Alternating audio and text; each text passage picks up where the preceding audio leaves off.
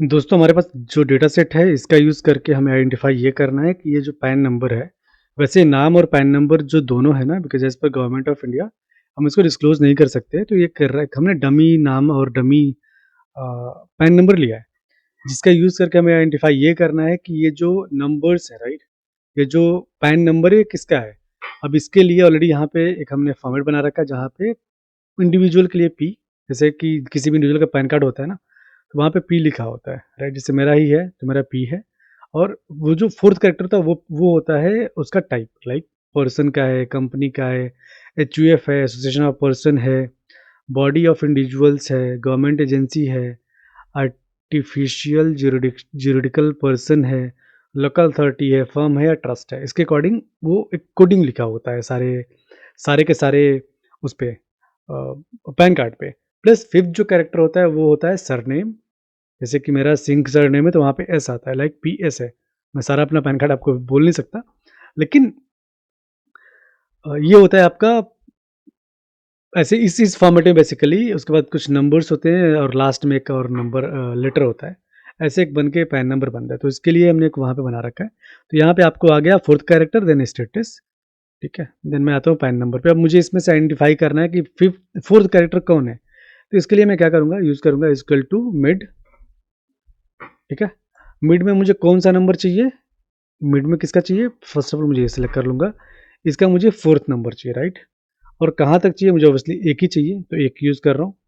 Then bracket close, 1 करने के बाद मेरे पास देखो आ गया पूरा LPFGF, ठीक है?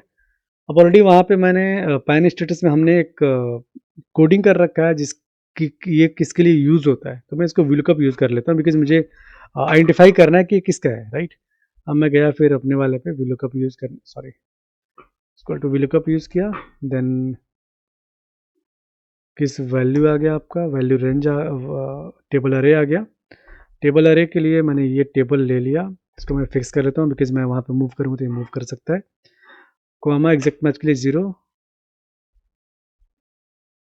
And inter, sorry 2 comma 0 and bracket close and inter. अब यहाँ पे आपको देखो पूरा आ गया, ठीक है? मैं हेडिंग सारा सेम ही आप उठा लेता हूँ, यहाँ पे कॉपी पेस्ट कर लेता हूँ मैं। अब आप देखो इतना इजीली मेरे पास ये निकल गया, जिसको आप अगर मैनुअली करते तो कितना टाइम जाता, राइट?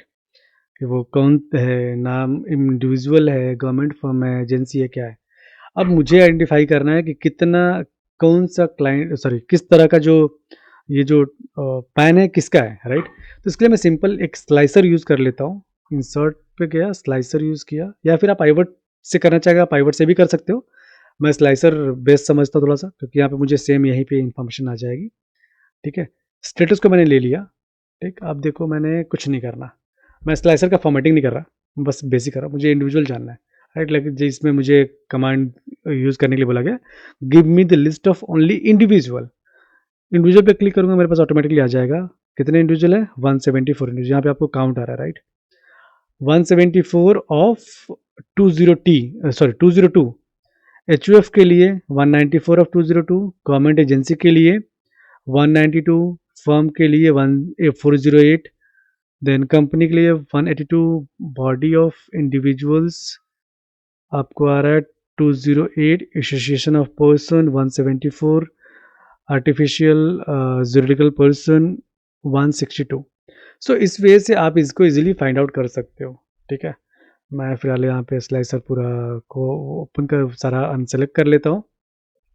तो एक छोटा सा वीडियो बनाने का पर्पज ये था कि आप एक मिड फार्मूला का यूज़ करके इजीली इस तरह की चीज़ें आप आइडेंटिफाई कर सकते हैं।